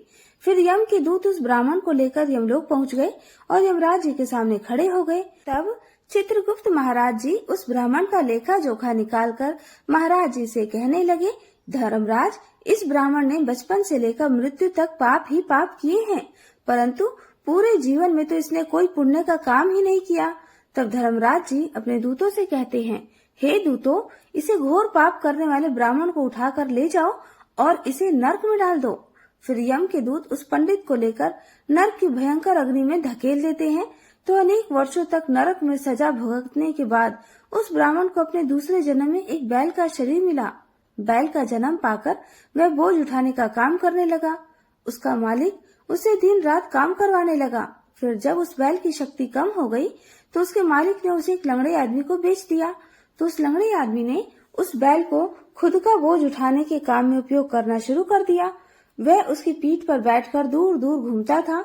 इस प्रकार से उस बैल ने 10 वर्षों तक उस लंगड़े का आदमी का बोझ उठाया। फिर एक दिन वह लंगड़ा आदमी उस बैल की पीठ पर बैठकर किसी ऊंचे पर्वत पर जा रहा था। उस पर्वत पर बहुत देर तक ऊंचाई चढ़ने के कारण वह बैल थक गया, उसकी शक्ति कम हो गई और वह बेहोश होकर जमीन पर गिर पड़ा और अंतिम सांस लेने लगा। तो वहां पर खड़े लोगों को उस बैल पर बड़ी दया आ गई और वह उसके मुख में पानी डालने लगे। उन्हीं लोगों में एक पुण्यात्मा इंसान भी था। उसने उस बैल का कल्याण करने के लिए अपना समस्त पुण्य उस बैल को दे दिया। तो वहां पर खड़े हुए कुछ और लोगों ने भी अपने अपने पुण्य को उस बैल को समर्पित कर दिया। जब सभी लोग अपना अपना पुण्य उस बैल को समर्पित कर रहे थे तो वही भीड़ में एक वैश्या भी खड़ी थी और यह सब देखकर उस वैश्या ने भी अपना पुण्य उस बैल को दे दिया। फिर कुछ ही क्षणों के बाद उस बैल की मृत्यु हो गई और फिर उस स्थान पर यमदूत आए और उस बैल के शरीर से उस ब्राह्मण की आत्मा को निकालकर यमलोक ले गए। यमलोक में ले जाकर उसे यमराज जी के सामने खड़ा कर दिया। फिर चित्रगुप्त महाराज जी ने उसका लेखा जोखा देखा तो आश्चर्य में पड़ गए, क्योंकि वैश्या के द्वारा दिया गया पुण्य सबसे अधिक बड़ा था और उस पुण्य के प्रभाव से उस ब्राह्मण के सभी जन्मों के पाप नष्ट हो गए थे। फिर यमराज जी ने उस ब्राह्मण के सारे पाप क्षमा कर दिए और कहने लगे, हे ब्राह्मण, उस वैश्य ने तुझे अपना पुण्य देकर तुझ पर बड़ा उपकार किया है। केवल उसी के पुण्य के कारण तुम्हारे सब जन्मों के पाप नष्ट हो गए हैं। और फिर यमराज जी ने उसे एक बार फिर से मनुष्य योनि में जन्म प्रदान किया। इस बार उसे पृथ्वी पर एक उत्तम पंडित कुल में जन्म मिला। उस महापुण्य के प्रभाव से उसे जन्म में पूर्व जन्म की सारी बातें याद आने लगी। तो वह ब्राह्मण खड़ा हो गया और उसे याद आया कि पिछले जन्म में जब वह बैल था तो एक वैश्या ने मुझे अपने पुण्य दे दिए थे और उसके मन में उस वैश्या के बारे में जानने की इच्छा हो गई और उस महापुण्य के बारे में जानने के लिए वह उस वैश्या का पता लगाने के लिए ढूंढता हुआ उस नगर में चला गया। तो वह वैश्या अब तक बूढ़ी हो गई थी और फिर जब उसे ढूंढने पर वह वैश्या मिल गई तो वह उसके सामने जाकर उसे बार बार प्रणाम करने लगा और उसका धन्यवाद करने लगा। तब वैश्या कहने लगी, हे ब्राह्मण, आप कौन हैं और किस कारण आप मुझे वैश्या को धन्यवाद कर रहे हैं? मैंने आपका कौन सा कार्य किया है कि आप मुझे बार बार धन्यवाद दे रहे हैं? तो वह ब्राह्मण कहने लगा, हे माता, मैं वही बैल हूँ जिसे तुमने अपना पुण्य दे डाला था। अपने पाप कर्मों के कारण मुझे पिछले जन्म में बैल का जन्म मिला था और उस पर्वत पर जब मैं मर रहा था तो तुमने मुझे अपना पुण्य दान दिया था और तुम्हारे पुण्य के प्रभाव से ही आज मुझे फिर से मनुष्य जन्म मिला है। तुम्हारे द्वारा दिए गए उसी पुण्य के कारण मुझे अपने पूर्व जन्म की सारी बातें याद हैं। लेकिन हे माता, मैं आज यहाँ पर यह जानने के लिए आया हूँ कि आपने मुझे उस समय कौन सा अपना पुण्य दान दिया था जिस कारण से मेरे सभी जन्मों के पाप खत्म हो गए। मैं उसी पुण्य के बारे में जानना चाहता हूँ। ब्राह्मण की बात सुनकर वैश्या ने कहा, हे ब्राह्मण, मैंने तो अपने जीवन में कभी कोई पुण्य का काम ही नहीं किया, परंतु मेरे घर में एक तोता है जो पिंजरे में रहकर हमेशा कुछ बोलता रहता है और उसी को सुनकर मेरी अंतरात्मा पवित्र हो गई है। उसी तोते के द्वारा बोले गए मंत्र का पुण्य मैंने तुम्हें दान में दे दिया था। फिर वह वैश्या और पंडित उस तोते के पास गए। तब वह वहां जाकर ब्राह्मण उस तोते से पूछा, हे तोते, तुम कौन सा मंत्र बोलते रहते हो जिससे हमारे जीवन का उद्धार हुआ? यह मंत्र तुम्हें किसने सिखाया और इस मंत्र का क्या अर्थ होता है? तब उस तोते ने अपने पूर्व जन्म का वृतांत सुनाना आरंभ किया। वह तोता कहने लगा, हे ब्राह्मण, पिछले जन्म में मैं एक पंडित था। मैं अपने ज्ञान के अहंकार में अंधा हो गया था। मैंने कभी गुरुजनों का आदर नहीं किया, सदैव ही उनका अपमान किया। मुझे अपने ज्ञान पर इतना ज्यादा गर्व हो गया था कि जिस कारण से मेरे अंदर क्रोध और अधिक बढ़ गया था और मारे क्रोध के मैं सभी से द्वेष करने लगा। अन्य मनुष्यों को मैं तुच्छ समझने लगा और विद्वानों का तो भरी सभा में ही अपमान करने लगा था। फिर समय बीतने पर मेरी मृत्यु हुई तो मुझे यमलोक ले जाया गया। पूज्य जनों और गुरुजनों का अपमान करने के कारण मुझे तोते के कुल में डाल दिया गया और मेरा जन्म एक तोते के रूप में हो गया। मेरे पाप कर्मों के कारण छोटी अवस्था में ही मेरे माता पिता से वियोग हो गया। फिर मैं पेड़ की छाल पर बैठकर रो रहा था तो उसी स्थान से कुछ ऋषि जा रहे थे। उन्होंने मेरी दयनीय दशा पुकार सुन ली और मुझे लेकर अपने आश्रय में चले गए। वहाँ उस आश्रम में उन्होंने मुझे एक सुंदर पिंजड़े में रखा और मेरा बहुत ही अच्छी तरह से ख्याल रखा। वह मुझे रोज भोजन दिया करते थे, पढ़ाते थे। उस स्थान पर बहुत सारे ऋषि मुनि और उनकी स्त्रियां और बालक सभी रोज तुलसी के पौधे को जल देते थे और तुलसी के सामने एक मंत्र का जाप किया करते थे। उन्हीं के मुख से बार बार उस मंत्र को सुनकर मैंने उसे रट लिया और तब से मैं उस मंत्र को जान गया हूँ और वही मंत्र मैं दिन रात बोलता रहता हूँ। उस मंत्र के प्रभाव से मेरी कभी मृत्यु नहीं हुई और मेरी आयु आज 100 वर्ष की हो गई है। मैं इतने वर्षों तक जीवित रहा। फिर एक रात को एक चोर उस स्थान पर आ गया और मुझे वहाँ से चुरा लिया। फिर इस वैश्य ने मुझे उस चोर से खरीद लिया और इस वैश्य के घर के आने के बाद भी मैं उस मंत्र को बोलता रहता हूँ, जिसे सुनकर इस वैश्य का मन भी पवित्र हो गया है और इस वैश्य का काम छोड़कर भगवान श्री हरि का भजन कीर्तन करना प्रारंभ कर दिया है और उसी मंत्र के प्रभाव से इस वैश्य की आत्मा भी पवित्र हो गई है। हे ब्राह्मण, उस मंत्र के पुण्य से अब आप भी मुक्त हो गए हैं। इस प्रकार से तोते ने इस ब्राह्मण को वैश्य को सारा वृतांत सुना दिया, जिसे सुनकर वह पंडित और वैश्य दोनों ही अत्यंत प्रसन्न हुए और फिर वे दोनों ही रोज तुलसी को जल देकर उस मंत्र का जाप करने लगे। फिर वह तोता, वैश्य और वह ब्राह्मण तीनों उस मंत्र के प्रभाव से दिव्य विमानों में बैठकर भगवान श्री विष्णु के लोक चले गए। यह सारा वृतांत सुनकर भगवान श्री राम कहते हैं, हे देवी, देखा आपने, केवल तुलसी के इस मंत्र के प्रभाव से ही तोते, उस वैश्य और उस पंडित के सभी पाप नष्ट हो गए। इसलिए सभी मनुष्य रोज तुलसी को जल देते समय एक मंत्र का उच्चारण अवश्य करें। हे देवी, वह मंत्र इस प्रकार है, जिसे आप ध्यान से सुनिए। ओम श्री हरि प्रिया नमः, ओम श्री हरि प्रिया नमः, ओम श्री हरि प्रिया नमः। जो भी स्त्री नित्य तुलसी के समक्ष इस मंत्र का उच्चारण करेगी वह सौभाग्यशाली बनेगी। जो भी पुरुष तुलसी के सामने इस मंत्र का उच्चारण करेंगे उसे अपार धन की प्राप्ति होगी। जिस घर के सामने नित्य तुलसी की पूजा की जाएगी उस घर में साक्षात माँ लक्ष्मी का वास होगा। तुलसी जी का यह मंत्र राजकल्प तरु है। यह समस्त फलों को प्रदान करने वाला है। इसलिए जो भी तुलसी के सामने इस मंत्र का उच्चारण करेगा उसे संपूर्ण सिद्धियां प्राप्त होंगी। स्त्रियों को सदैव ही स्नान करके अपने बाल बांधकर मांग में सिंदूर भरकर नित्य तुलसी को जल देकर इस मंत्र का उच्चारण करना चाहिए। रोज तुलसी के पौधे की परिक्रमा करने के साथ ही सभी पाप नष्ट हो जाते हैं। रोज शाम के समय तुलसी के पास दीपक जलाएं और तुलसी के पास बैठकर भगवान विष्णु की आराधना करें। तुलसी के पास दीपक जलाने से मनुष्य को धन धान्य की प्राप्ति होती है। हजारों अमृत घड़ों से नहाने पर भी श्री हरि की इतनी तृप्ति नहीं मिलती जितनी मनुष्य के द्वारा तुलसी का एकमात्र एक पत्ता चढ़ाने से ही हो जाती है। 1000 गायों के दान से मनुष्य जो फल प्राप्त करता है वही फल तुलसी के पत्ते के दान करने से पा लेता है। तो इस प्रकार भगवान श्री राम ने माता सीता जी को तुलसी जी का महात्म्य सुनाया। तो यह थी तुलसी माता की कथा। सभी प्रेम से मिलकर बोलिए तुलसी मैया की जय, श्री हरि विष्णु भगवान की जय। अब सुनिए गणेश भगवान और एक बुढ़िया की कहानी। तो कथा शुरू करने से पहले प्रेम से बोलो गणेश जी भगवान की जय हो। एक समय की बात है, एक गांव में एक बूढ़ी महिला रहती थी और वह बहुत ही गरीब और दृष्टिहीन थी। उसके बेटा और एक बहू थे और उस बुढ़िया का नियम था कि सुबह सवेरे जल्दी उठती, स्नान करने के बाद में सबसे पहले गणेश जी के मंदिर जाकर गणेश भगवान की पूजा पूरे श्रद्धा भाव से किया करती थी। भक्ति भाव से उसकी खूब रुचि थी। तो गणेश जी भगवान उसकी पूजा से प्रसन्न हुए और प्रकट होकर कहने लगे कि बूढ़ी माई, मैं गणेश जी तुम्हारी पूजा से बहुत प्रसन्न हूँ, तू जो चाहे सो मांग ले। तो बुढ़िया कहने लगी, महाराज मुझे तो कुछ मांगना ही नहीं आता कि मैं क्या और कैसे मांगू। तो गणेश भगवान कहने लगे, तुम सोच लो तुम्हें क्या मांगना है, मैं कल फिर से आऊंगा। तो यह कहकर गणेश जी भगवान अंतर ध्यान हो गए और बूढ़ी माई घर आ गई।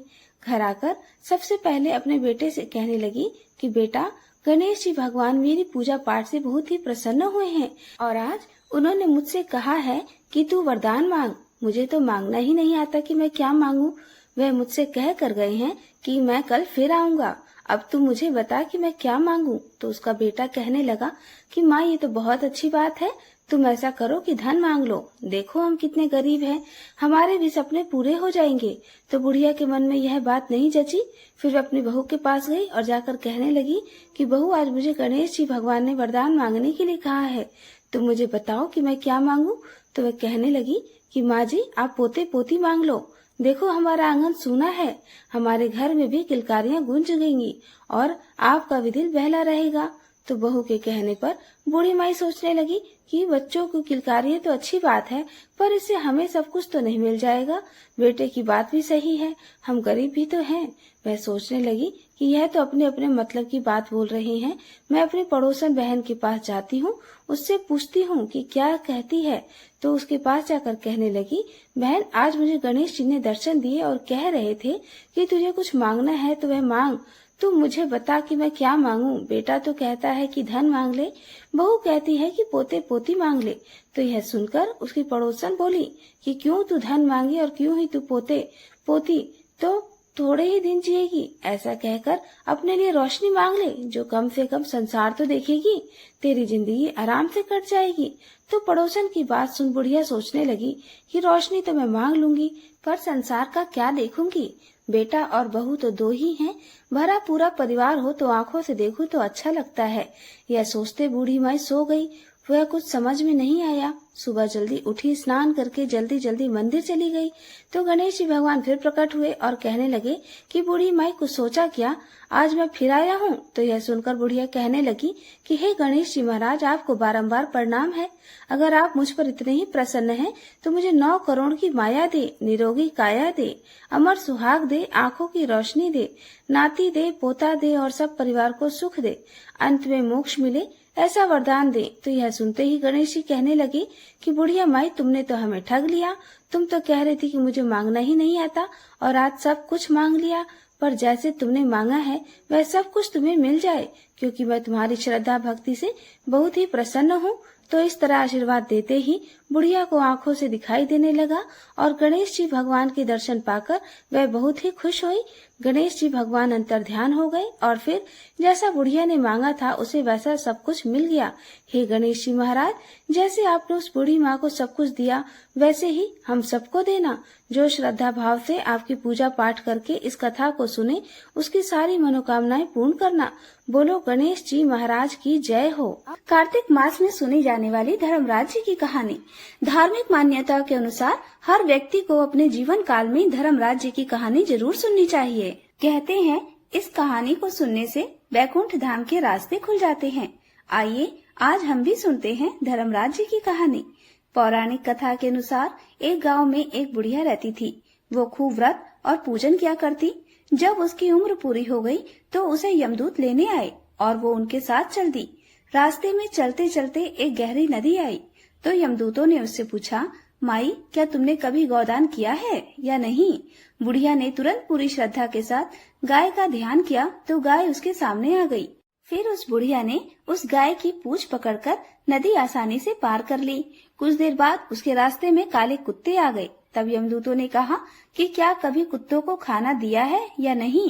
तो वो उसके रास्ते से चले गए। वह बुढ़िया फिर से आगे बढ़ने लगी। तब उसके रास्ते में कौवे आ गए तो यमदूतों ने बोला कि क्या तुमने कभी किसी ब्राह्मण की बेटी के सिर पर तेल लगाया है या नहीं? बुढ़िया ने फिर ब्राह्मण की बेटी का ध्यान किया तो वो कौवे वापस चले गए। अब आगे बढ़ने पर बुढ़िया के पैर में कांटे चुभने शुरू हो गए। यमदूतों ने बोला, क्या तुमने कभी खड़ाऊ या चप्पल का दान दिया है या नहीं? फिर उस बूढ़ी औरत ने ध्यान लगाया तो खड़ाऊ उसके पैरों में आ गई। बूढ़ी औरत फिर से आगे बढ़ी तो चित्रगुप्त जी ने यमराज से कहा, आप यहाँ किसे लेकर आए हो? तब यमराज जी ने कहा, बूढ़ी औरत ने दान पुण्य तो बहुत किए हैं, लेकिन उन्होंने अपने जीवन में धर्मराज के लिए कुछ नहीं किया, इसलिए आगे के द्वार इसके लिए बंद हैं। धर्मराज जी की सारी बात सुनने के बाद बुढ़िया बोली, आप मुझे सिर्फ 7 दिन के लिए धरती पर वापस भेज दें। मैं पूरी श्रद्धा से धर्मराज जी का व्रत और उद्यापन करके वापस यहाँ लौट आऊंगी। यमराज ने उसे धरती पर वापस भेज दिया। वो बूढ़ी औरत अपने गांव आ गई और गांव वालों ने उसे भूतनी समझकर अपने घर के दरवाजे बंद कर दिए। जब वो अपने घर गई तो उसके बेटे बहू भी डर के मारे दरवाजे बंद करने लगे।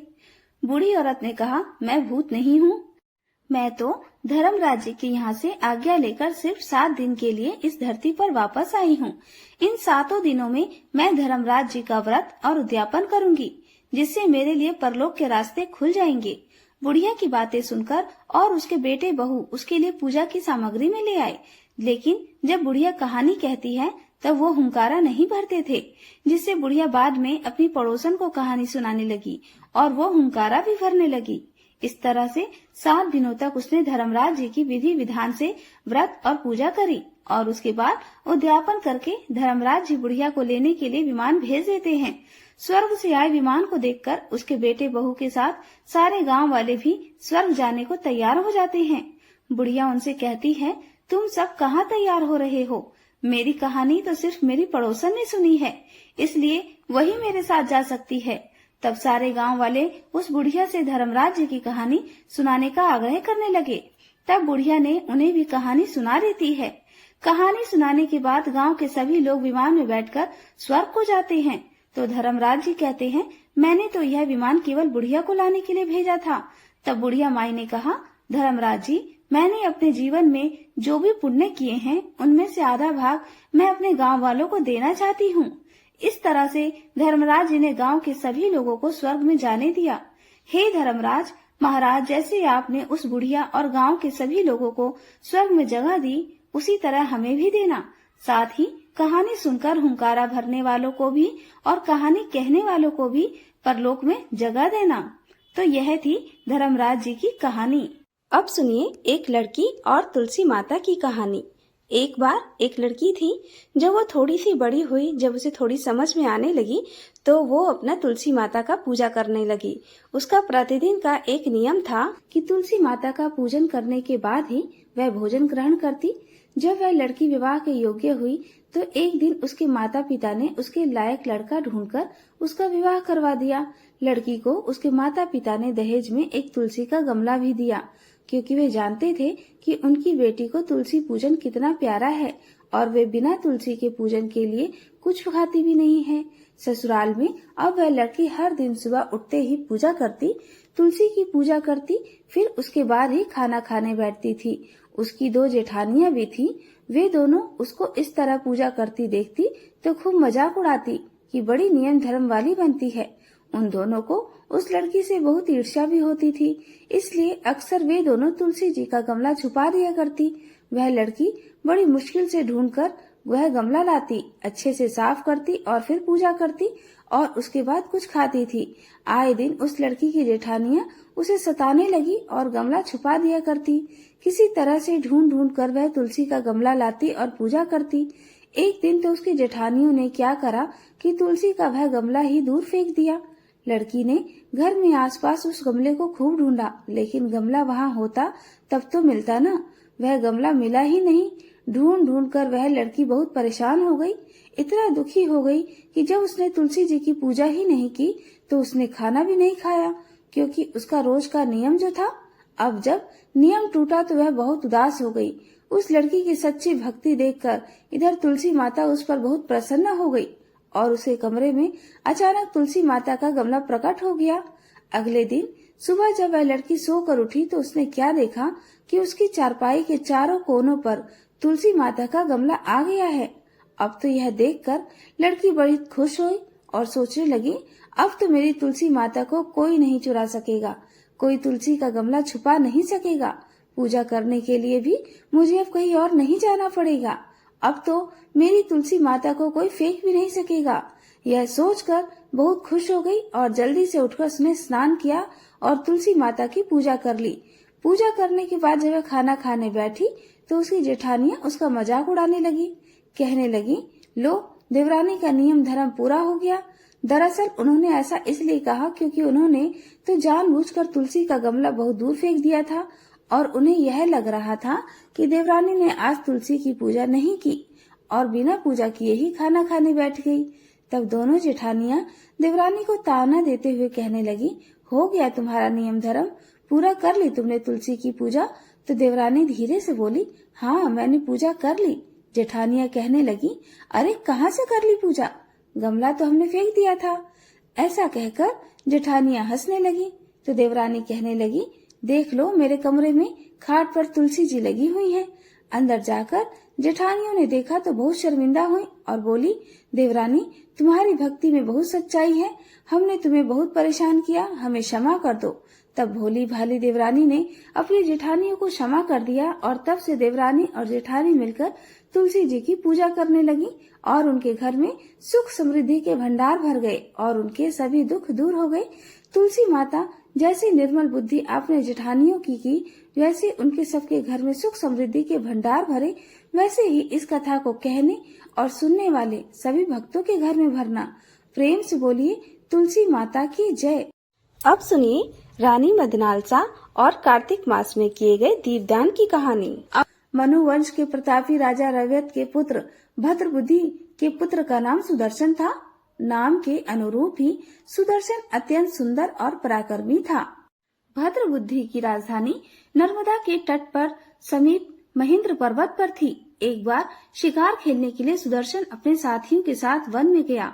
घूमते फिरते उसने नदी के उस पार एक सुंदर कन्या को देखा तो अपने साथियों को वहीं छोड़कर वह घोड़े पर सवार होकर तुरंत ही नदी के उस पार जा पहुंचा।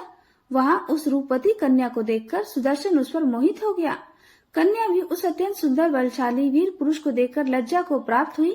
सुदर्शन ने शालीनता पूर्वक उस कन्या से उसका परिचय पूछा। तब उस कन्या ने बतलाया कि वह गौड़ राजा की पुत्री है और उसका नाम मदनालसा है। अपनी सखियों के साथ क्रीड़ा करने के लिए यहाँ पर आई है। इसके बाद स्वेच्छा पूर्वक उन दोनों ने गंधर्व रीति से वहीं पर अपना विवाह कर लिया और कुछ समय तक नर्मदा नदी के तट पर विहार करते रहे। फिर अपने घर आकर वे दोनों आनंद पूर्वक रहने लगे। कुछ समय बाद राजा भद्रबुद्धि अपने पुत्र सुदर्शन को राज्य सौंपकर स्वयं वन में चले गए। राजा बनने के बाद सुदर्शन बड़ी कुशलता पूर्वक राजा का चलाने लगे। रानी मदनालसा सदा अपने पति को श्री विष्णु भगवान की पूजा आराधना करने का उपदेश करती रहती थी। इस प्रकार वे दोनों ही भगवान के अनन्य भक्त बन गए। राजा सुदर्शन ने रानी की प्रेरणा से भगवान का एक स्वर्ण मंदिर बनवाया। दोनों ही उसमें प्रतिदिन भगवान का पूजन तथा कार्तिक मास में दीपदान किया करते थे। एक दिन रानी मंदिर में दीप जला रही थी कि उसी समय राजा ने उसे बुलाया, परंतु दीपक जलाकर आने में रानी को थोड़ी देर हो गई। इस पर राजा ने क्रोध में आकर रानी से कहा, तुम तो कहती थी कि पति स्त्री का देवता होता है, फिर दीपदान में इतनी देर लगाकर तुमने मेरा अनादर क्यों किया? यदि देरी का कोई और गुप्त कारण हो तो कहो। तब सती साध्वी मदनालसा अत्यंत स्नेह युक्त वचनों में बोली, हे महाराज, मैं दीपदान का महत्व आपको बतलाती हूँ। अब आप ध्यान पूर्वक मेरे वचनों को सुनिए। फिर अपने पिछले जन्म की कहानी सुनाते हुए रानी ने कहा कि अपने पिछले जन्म में मैं एक चूहिया थी और मैं गोदावरी नदी के तट पर एक मंदिर में रहा करती थी। एक दिन भगवान के मंदिर में रात्रि को जलता हुआ दीपक बत्ती छोटी होने के कारण बुझने लगा और इधर मैंने घी खाने के लोभ में बुझती हुई बत्ती को मुंह में पकड़कर उठाया। मेरा ऐसा करने से दीपक की लौ जो बस बुझने ही वाली थी, मेरे ऐसा करने पर तेज हो गई, परंतु साथ साथ मेरा मुंह भी जल गया और इस तरह मैं मृत्यु को प्राप्त हुई।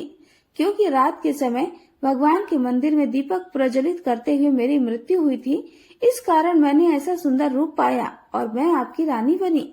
अगर कोई श्रद्धा पूर्वक भगवान के मंदिर में दीपदान करता है तो फिर उसके फल का तो कहना ही क्या।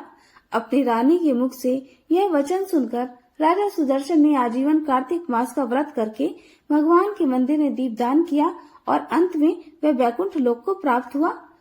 अब आप एक ऐसी कहानी सुनिए जिससे आप जानेंगे कि दूसरों के बारे में बुराई करने से क्या परिणाम भुगतना पड़ता है। एक बार एक राजा ब्राह्मणों को भोज में महल के आंगन में भोजन करा रहा था। राजा का रसोइया खुले आसमान के नीचे आंगन में भोजन पका रहा था। ठीक उसी समय एक चील अपने पंजे में एक जिंदा सांप को लेकर राजा के महल के ऊपर से गुजरी। तब पंजों में दबे सांप ने अपनी आत्मरक्षा में चील से बचने के लिए अपने फन से जहर निकाला। तब रसोइया जो लंगर ब्राह्मणों के लिए पका रहा था, उस लंगर में सांप के मुख से निकली जहर की कुछ बूंदें खाने में गिर गई। किसी को इसके बारे में कुछ भी नहीं पता चला। फलस्वरूप वह ब्राह्मण जो भोजन कराने राजा के महल में आमंत्रित थे, उन सब ने जब वह जहरीला भोजन किया तो जहरीला भोजन खाने से उन सब की मृत्यु हो गई। अब जब राजा को सारे ब्राह्मणों की मृत्यु का पता चला तो उसे ब्रह्म हत्या लगने से बड़ा दुख हुआ। ऐसे में अब ऊपर बैठे यमराज जी के लिए भी यह फैसला लेना बड़ा मुश्किल हो गया कि इस पाप कर्म का फल किसके खाते में जाएगा। वह राजा जिसको यह पता ही नहीं था कि खाना जहरीला हो गया है, या फिर वो रसोइया जिसको पता ही नहीं था कि खाना बनाते समय वह जहरीला हो गया है, वह चील जो जहरीला सांप लिए राजा के ऊपर से गुजरी, या फिर वो सांप जिसने अपनी आत्मरक्षा में अपनी जान बचाने के लिए जहर उगला था। बहुत दिनों तक यह मामला यमराज जी के दरबार में अटका रहा। फिर कुछ समय के बाद कुछ ब्राह्मण राजा से मिलने उस राज्य में आए और उन्होंने किसी महिला से महल का रास्ता पूछा। उस महिला ने महल का रास्ता तो बता दिया, परंतु रास्ता बताने के साथ साथ ब्राह्मणों से यह भी कह दिया कि देखो भाई, जरा ध्यान रखना, वह राजा आप जैसे ब्राह्मणों को खाने में जहर देकर मार देता है। बस जैसे ही उस महिला ने यह शब्द कहे, उसी समय यमराज जी ने फैसला ले लिया कि उन मृत ब्राह्मणों की मृत्यु के पाप का फल इस महिला के खाते में जाएगा और उसे इस पाप का फल भुगतना पड़ेगा। यमराज जी के इस फैसले को सुनकर उनके दूतों ने पूछा, प्रभु ऐसा क्यों, जबकि उन मृत ब्राह्मणों की हत्या में तो उस महिला की कोई भूमिका ही नहीं थी। यहाँ तक कि ना तो वह महल में उपस्थित थी, ना ही उसने भोजन बनाने में कोई सहायता की, बल्कि वह तो किसी भी प्रकार से इस कर्म में संलिप्त ही नहीं थी। फिर आखिरकार उसे क्यों इस पाप का फल भुगतना पड़ेगा? तब यमराज जी ने कहा, देखो भाई, जब कोई व्यक्ति पाप करता है तो उसे बड़ा आनंद मिलता है, पर उन मृत ब्राह्मणों की हत्या से ना तो राजा को आनंद मिला, ना ही उस रसोइये को आनंद मिला, ना ही सांप को आनंद मिला और ना ही उस चील को आनंद मिला, पर उस पाप कर्म की घटना का बुराई करने के भाव से बखान जब उस महिला ने किया तो उसे जरूर आनंद मिला। इसलिए राजा के उस अनजाने पाप कर्म का फल अब इस महिला के खाते में लिखा जाएगा। बस इसी घटना के बाद से आज तक जब भी कोई व्यक्ति जब किसी दूसरे के पाप कर्म का बखान बुरे भाव से यानी बुराई रूप में करता है, तब उस व्यक्ति के पापों का हिस्सा उस बुराई करने वाले के खाते में भी डाल दिया जाता है। अक्सर हम अपने जीवन में यही सोचते हैं कि हमने तो जीवन में कोई ऐसा पाप नहीं किया, फिर हमारे जीवन में इतने सारे दुख क्यों आ रहे हैं, हम क्यों इतने कष्टों का सामना कर रहे हैं। यह कष्ट और कहीं से नहीं बल्कि लोगों की बुराई करने के कारण उनके पाप कर्मों से आया हुआ होता है, और जब हम किसी की बुराई करते हैं तो वह हमारे खाते में ट्रांसफर हो जाता है, हमारे खाते में लिख दिया जाता है। तो यह थी आज की कहानी।